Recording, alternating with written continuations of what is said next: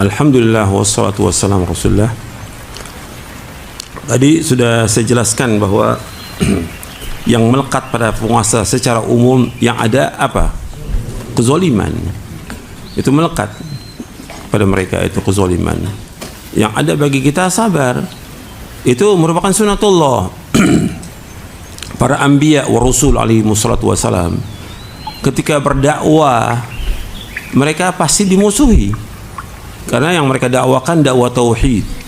Dakwah tauhid. Ketika mereka mendakwakan dakwah tauhid itu pasti dimusuhi.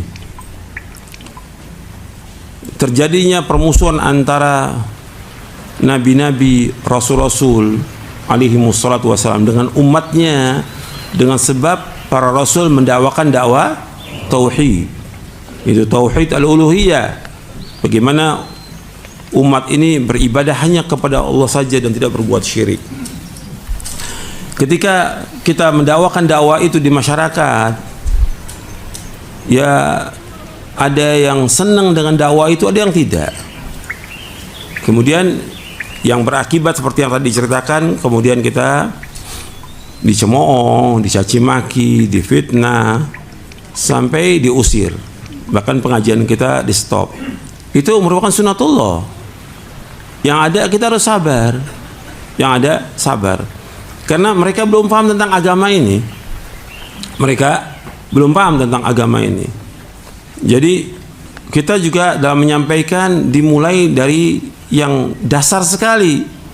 Antum bisa bacakan kitab Al-Usul Ats-Tsalatsa dengan syarahnya. Itu yang dasar. Baru yang lain nanti kita tauhid. Dan itu perlu diulang berkali-kali, mungkin puluhan kali diulang. Harus sabar. Jadi kalau udah kita sampaikan kemudian mereka tidak terima, ya nggak ada masalah. Jangan kita maksakan, gitu. Dan juga kalau pengajian itu di stop, mestinya kan kita juga punya hak. Karena rakyat punya hak yang sama dalam negara itu. Kita bisa laporkan tentang seperti itu. Nggak bisa kajian di stop, nggak bisa dong. Itu kan kezaliman. Itu kezaliman. Dilarang kajian itu kalau memang benar itu menyesatkan, buktikan dong di mana menyesatkannya. Kan mereka nggak bisa buktikan. Dan ini terus seperti itu. Maka yang ada bagi kita juga seperti tadi kesabaran. Karena Islam ini sudah dianggap asing. Saya akan bacakan kepada antum tentang penjelasan Al-Imam Ibnu Qayyim tentang masalah ini. Pertanyaannya bagus. Memang saya ada rencana mau bacakan penjelasan Al-Imam Ibnu Qayyim. Jadi dalam dakwah ini memang kelihatan dakwah yang ada sekarang ini mulai dikucilkan, diobok-obok di mana-mana, dilarang, nggak boleh. Dan ini harus sabar. Kepada para dai juga harus sabar. Kalau memang bisa dia dakwah di masjid itu, dia dakwah. Kalau nggak bisa ya di rumah. Rasulullah SAW di awal dakwah dimusuhi atau tidak? Musuhi. Dikejar-kejar, para sahabat juga disiksa.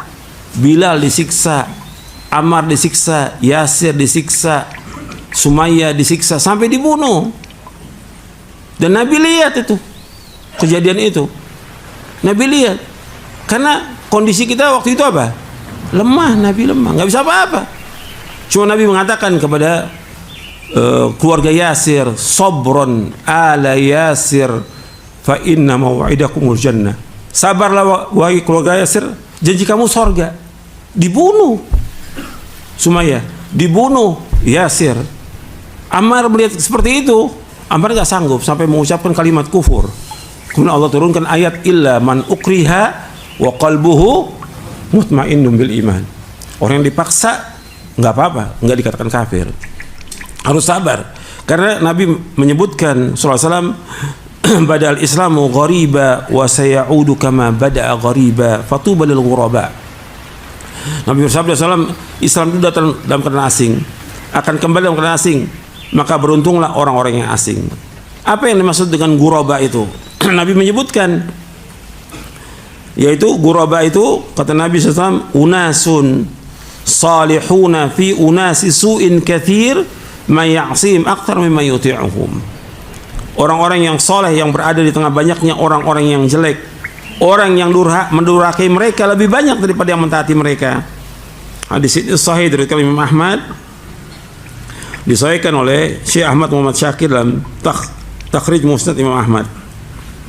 Dalam riwayat yang lain disebutkan ghuraba itu alladzina yuslihuna inda fasadin nas, yaitu orang yang senantiasa memperbaiki umat di tengah-tengah rusaknya manusia. Jadi kalau kita lihat dakwah sunnah ini dianggap asing di masyarakat, dakwah salaf ini dianggap asing di masyarakat, dan kita harus sabar. Kita terasing, dikucilkan, ya harus sabar. Al-Imam Ibnu Qayyim sudah menyebutkan dalam kitabnya Madarijus Salikin, nanti antum catat, Madarijus Salikin di juz yang keempat yang dicetak dari Ibnu Hazm, halaman 7677. Kata Ibnu Qayyim begini, ini saya sudah muat di dalam kitab atau buku saya Mulia dengan Manhaj Salaf di halaman 258 sampai halaman 260. Kata Al-Alama Ibnu Qayyim rahimahullah yang wafat tahun 751 Hijriah, dia mengatakan begini, tolong dengarkan semuanya. Dengarkan, ini manfaat betul. Fa idza arada al-mu'minu alladhi qad razaqahu Allahu basiratan fi dinihi wa fiqhan fi sunnati rasulih wa fahman fi kitabih wa arahu man nasu fihi min al-ahwa'i wal bid'i wad dalalat wa tanakkubihi man as-siratil mustaqim alladhi kana alaihi Rasulullah sallallahu wa ashabuhu fa idza arada an yasluka hadha as-sirata falyuwattin nafsahu ala qadhil juhali wa ahli al-bid'i fihi wa ta'nihim alaihi wa izra'ihim bihi wa tanfirin nasi anhu wa tahdhirihim min kama kana salafu min al-kuffar yaf'aluna ma matbu'ihi wa imamihi sallallahu alaihi wa ala wasallam. Fa amma in da'ahum ila dhalik wa qadaha fima hum alaihi fa hunalika taqumu qiyamatuhum wa yabghuna lahu al-ghawa'ila wa yansibuna lahu al-haba'ila wa yajlibuna alaihi bi khairi kabirihim wa rajilihi fa huwa gharibun fi dinihi li fasadi adyanihim, gharibun fi tamassuki bis sunnati li tamassukim bil bid'i, gharibun fi i'tiqadihi li fasadi aqaidihim, gharibun fi salatihi li su'i salatihim, gharibun fi tariqihi li dhalali wa fasadi turuqihim, gharibun fi nisbatihi li mukhalafatin nisabihim, gharibun fi mu'asyarati lahum li'annahu yu'ashiruhum ala ma tahwa anfusuhum wa bil jumlah fa huwa gharibun fi umuri dunyahu wa akhiratihi la yajri min al-'ammati musa'idan wala mu'inan fa huwa 'alimun baina juhalin sahibu sunnatin baina ahli bid'ah da'in ila Allah wa rasuli baina du'atin ila al-ahwa'i wal bid'ah amirun bil ma'rufi nahin 'anil munkari baina qaumin al-ma'rufu ladayhim munkarun wal munkaru ma'rufun. Kata Al-Imam Ibnu Qayyim rahimahullah, jika seorang mukmin yang Allah karuniakan basirah dalam agamanya, pemahaman dalam sunnah Rasulnya sallallahu alaihi wasallam, dan pemahaman dalam kitabnya, dan Allah memperlihatkan kepadanya apa yang ada pada manusia berupa hawa nafsu, bid'ah dan kesesatan, serta tergelincirnya mereka dari jalan yang lurus yang telah ditempuh. Artinya mereka telah tergelincir dari jalan yang lurus yang telah ditempuh, yang telah dipegang oleh Rasulullah SAW dan para sahabatnya. Maka seorang yang ingin melalui jalan yang lurus ini, hendaklah ia mempersiapkan diri untuk menghadapi cacian, celaan, cemoohan orang-orang bodoh dan ahlul bid'ah, yang mereka tidak segan-segan memprovokasi dan menghasut manusia dan mentahdir agar menjauhi, dia mentahdir agar kaum muslimin menjauhi dirinya, seperti yang dilakukan nenek moyang mereka dari orang-orang kafir terhadap panutan dan imamnya, yaitu Rasulullah SAW. Adapun jika ia mengajak mereka kepada kebenaran serta mengkritisi apa yang mereka lakukan, artinya dari perbuatan-perbuatan syirik, bid'ah, adat istiadat yang menyimpang dari syariat, apabila dia mengajak kepada kebenaran serta mengkritisi apa yang ada pada mereka yang mereka lakukan, maka di saat itu terjadilah kiamat bagi mereka. Yakni mereka sangat marah, sehingga mereka pun segera menyusun strategi untuk menjebak dan mencelakai orang yang mendakwakan dakwah sunnah itu dengan mengarahkan pemimpin dan pasukannya. Maka orang yang mendakwakan dakwah sunnah ini menjadi asing dalam agamanya karena rusaknya agama mereka. Menjadi asing dalam berpegang kepada sunnah karena kuatnya mereka berpegang kepada bid'ah. Menjadi asing dalam akidahnya karena rusaknya akidah mereka. Mereka mengikuti akidah yang sesat. Mereka menyembah kubur, percaya kepada dukun-dukun, jimat-jimat. Mereka tidak percaya tentang Allah di atas arasy dan yang lainnya. Ini akidah yang rusak mereka ini. Dia menjadi asing dalam sholatnya karena buruknya sholat mereka. Asing dalam sholatnya karena buruknya sholat mereka. Kita mencontohkan sholat sesuai dengan sunnah Nabi, mereka tidak. Asing dalam jalannya karena sesat dan rusaknya jalan mereka. Asing dalam nisbatnya karena bertentangan dengan nisbat mereka. Kita nisbat mereka kepada Quran dan sunnah ala fahmi salaf. Kalau mereka nisbatnya kepada pemimpinnya, kepada kelompoknya dan yang lainnya. Asing dalam interaksinya, arti muamalahnya kepada mereka karena dia memperlakukan mereka dengan sesuatu yang tidak cocok dengan selera mereka. Secara garis besar dia menjadi asing dalam urusan dunia dan akhiratnya. Dia tidak mendapatkan orang yang membantu dan menolongnya dari orang-orang awam, maka ia adalah alim di antara orang-orang bodoh. Dia pembela sunnah di antara penganut bid'ah. Dia seorang dai yang mengajak kepada Allah Rasulnya di antara para penyuruh yang mengajak manusia kepada bid'ah dan hawa nafsu. Orang yang memerintahkan kepada kebaikan dan melarang dari yang mungkar di tengah-tengah masyarakat yang menganggap kebaikan sebagai kemungkaran, sementara yang mungkar mereka anggap sebagai kebaikan. Kata Ibnu Qayyim, di sini harus sabar kita.